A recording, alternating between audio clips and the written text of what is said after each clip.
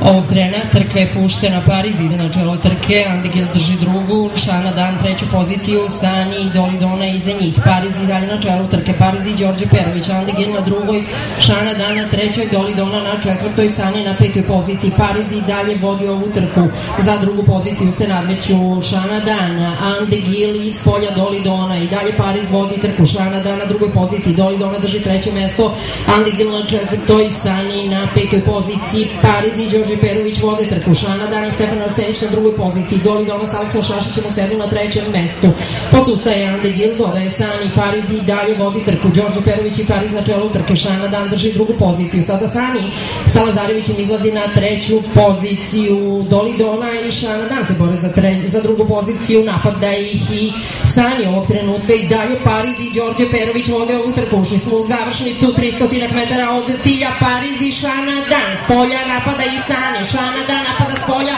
uz barijeru, Pariz i Đorđe Perović, Šana Dan i Stefan Arsenić ili Đorđe Perović i Pariz, Pariz ili Šana Dan, ipak Pariz i Đorđe Perović, pa onda Šana Dan, pa Sani na trećoj,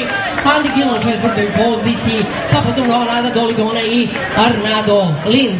Ovo najavljuje ono uzbuđenje koje sam običano